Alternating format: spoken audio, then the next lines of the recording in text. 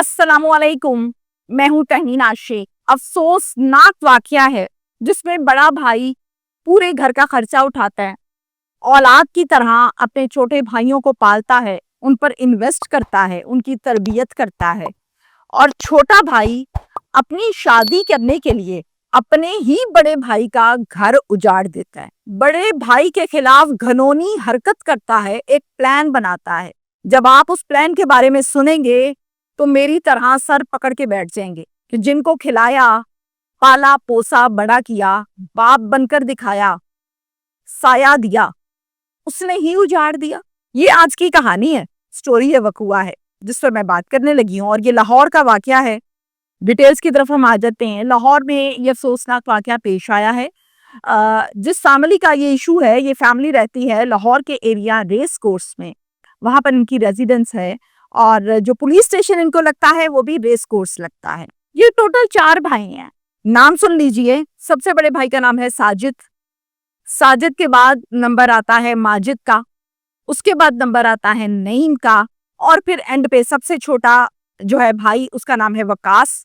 ये हो गए टोटल 4 भाई। साजिद और माजिद जो पहला और दूसरे नंबर पे आता है, they are settled in out of country, वहीं पर रहते हैं। इनके बीवी और बच्चे दोनों वहीं पर हैं और वहां पे ये वेल सेटल्ड हैं। अब पाकिस्तानियों की तरफ आ जाए। एक हो गया नईम और दूसरा हो गया वकास। नईम जो है वो मैरिड है, उसकी बीवी भी है, उसके बच्चे भी हैं। अब चौथे नंबर वाला भाई जिसका नाम वकास है, वकास अनमैरिड है।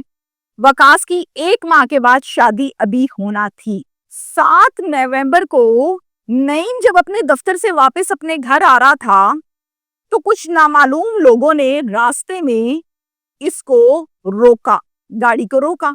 तो फौरन से अगवाकार सामने हावी हुए, इसको वहां से अगवा कर लिया। नईम से मांगा फोन और कहा अपने घर फोन करो। नईम ने जाहिर देना ही था, उनकी हिरासत में था। नईम ने नंबर मिला के दिया तो घर वालों को कॉल की कि हमने नईम को अगवा कर लिया है, 50 लाख रुपए का बंदोबस्त कर लो, कल तक का टाइम है। अगर 50 लाख रुपए अरेंज नहीं कर पाए तो फिर नईम की लाश फलानी जगह पर पड़ी होगी, जाके उठा लेना और दफना देना। घर वाले हक्के बक्के पूछते हैं कहाँ है नईम, वो कहते हैं हमने जितनी बात करनी थी कर दी। और ये भी अगवाकारों ने कहा था इस फैमिली से कि अगर ये बात जाके पुलिस को बताई तो पुलिस हमारा कुछ नहीं कर सकती, हमने बंदा मार देना आप। अब ये डर गए हैं फुल घर वाले। ये कहते हैं हमने पुलिस को नहीं बताना तो हम खुद ही कुछ कर लेते हैं। पैसों का इंतजाम करने लगे। एकदम से 50 लाख अरेंज करना डेफिनेटली मुश्किल काम है। अपने अकाउंट को चेक किया। जब अकाउंट की एवरेज को चेक किया गया, अकाउंट के स्टेटस को चेक किया गया तो पता लगा कि अकाउंट में मेरे टोटल 20 लाख रुपीस बने हैं। 20 लाख रुपए नईम के अकाउंट में पड़े हुए थे। 1 लाख रुपया नईम की बीवी के पास घर पर कैश पड़ा हुआ था जो उसने खर्चे वर्चे के लिए, औरतें रखती हैं, बाजुकात जमा कर लेती हैं, बाजुकात साइड पे रखा होता है मुश्किल वक्त के लिए। तो 1 लाख रुपया घर से निकला और 20 निकला अकाउंट से, तो टोटल हुआ 21 लाख। अब 21 लाख रुपए अरेंज करने के बाद इनका जब नेक्स्ट कॉल पर राब्ता हुआ उन्हीं अगवाकारों से, तो अगवाकारों ने एक एड्रेस बताया कि इस एड्रेस के ऊपर आपने पैसे फेंक के चले जाना है, हम आएंगे, पैसे देखेंगे, पड़े हैं तो हम नईम को छोड़ देंगे। ये आपस में बात हो गई, कोऑर्डिनेशन कह लें इसको। अब एक वकास है जो सबसे छोटा भाई है, जिसकी 1 माह के बाद शादी होनी है। याद रहे, मेरी कॉल इसलिए करती हूँ कि आपको क्लियर रहे साथ साथ कैरेक्टर्स। वकास और वकास के मामू का एक बेटा है जिसका नाम है नोमान।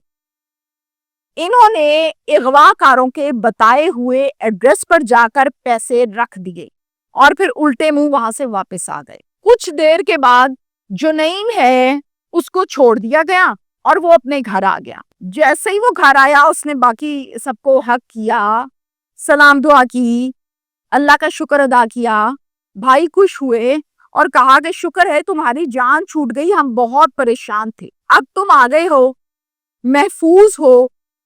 अब ऐसा करते हैं कि अब हमारी साइड हो गई है सेफ, अब पुलिस को बता देते हैं कि क्या क्या कुछ हुआ हमारे साथ। नईम कहता है कि 2 दिन मैं मेंटली टॉर्चर में रहा, मुझे अंधेरे कमरे में बंद किया, मुझे खाना नहीं दिया, मुझ पर तशद्दुद किया, یہ میں جانتا ہوں یا میری باڈی جانتی ہے کہ میرے ساتھ کیا سلوک ہوا.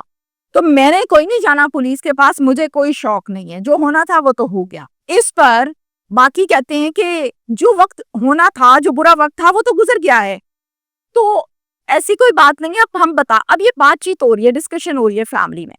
ویری نیکسٹ ڈے ساجد اور ماجد جو کہ ملک سے باہر سیٹلڈ ہیں, وہ دونوں بھائی پاکستان آ جاتے ہیں یہ سارا وقوعہ سننے کے بعد. یہاں تک مجھے بہت اچھا لگا کہ آپ ملک سے باہر ہیں, آپ کو پتہ چلے کہ آپ کے بھائی کے متعلق ایسا کچھ ہو گیا ہے, تو آپ فوراً ٹکٹ لے کے پاکستان اپنے بھائی کے کندھے کے ساتھ کندھا ملانے آ گئے. بہت اچھی بات ہے. آ کر سمجھاتے ہیں نعیم کو کہ نعیم جو ہونا تھا وہ ہو گیا, اب ایسا کرو کاروائی کروا لو, کوئی مسئلہ نہیں ہے. ان کو بتاؤ کہ 21 لاکھ روپیہ بھی دیا ہے, مار پیٹ بھی ہوئی, ٹارچر بھی ہوا, کل کو کوئی اور نہ پھنس جائے تو تم بتا دو. ایٹ دا اینڈ نعیم ہو گیا ایگری. 14 نومبر کو ریس کورس پولیس اسٹیشن جاتے ہیں, جا کر سارا وقوعہ بتاتے ہیں. اب حیرانگی کی بات ذرا سنیے.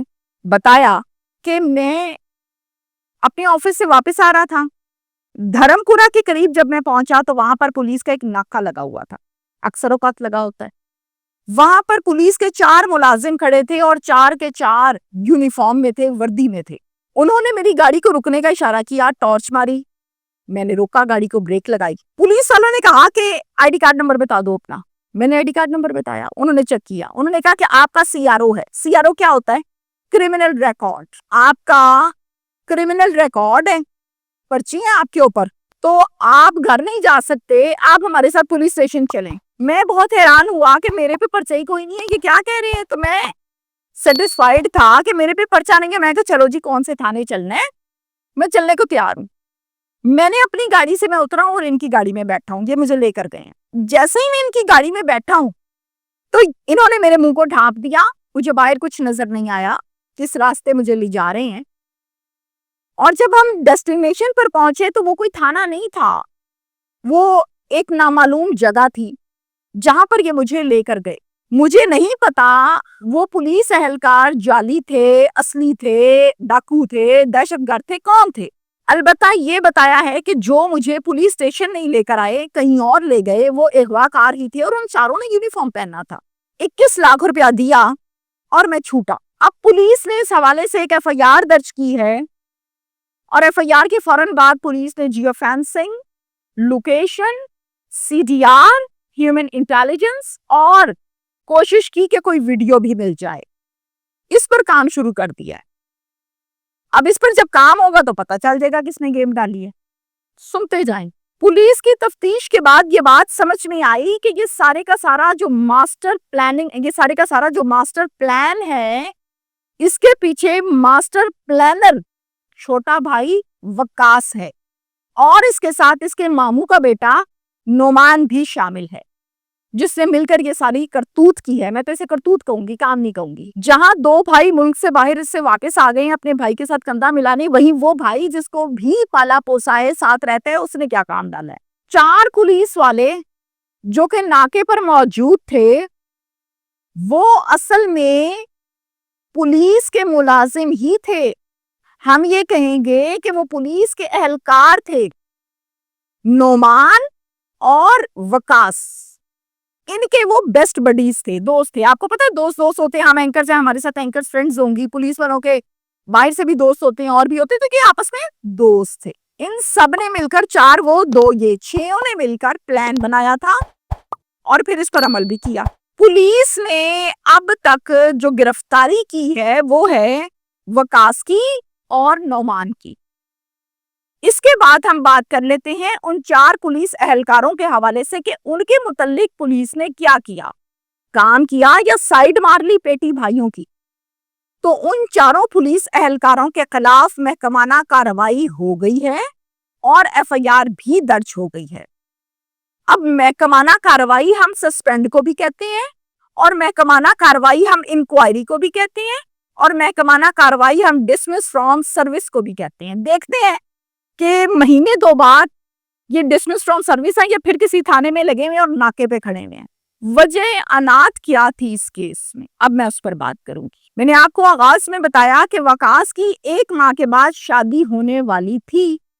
اب جب شادی میں ایک وہاں رہ جاتا ہے تو پھر اس کے اخراجات ہوتے ہیں, تیاریاں ہوتی ہیں, معاملات ہوتے ہیں, اور سارے کام ہوتے ہیں پیسوں سے.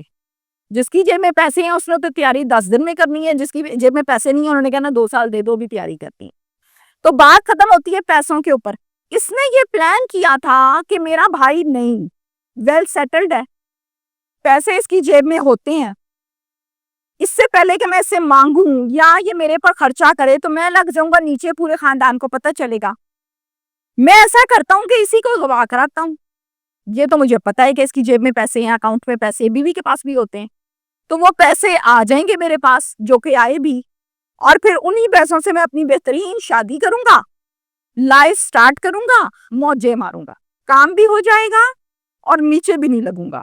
اب وقاص صاحب کی شادی تو پتہ نہیں پوسٹ پون ہو گئی ہے, یا رشتے والے کہیں گے جی کینسل کرو, تو اتنا گندا بندہ ہے جس کو ہم بیٹی دے رہے تھے. وقاص تو ہو گیا گرفتار. نیکی کر دریا میں ڈال. میں بچپن سے یہ جملہ سن رہی ہوں, جس پر احسان کرو پھر اس کے احسان اس پر کرنے کے بعد اس کے شر سے بچو. یہ میں نہیں کہہ رہی, یہ حضرت علی کہتے ہیں.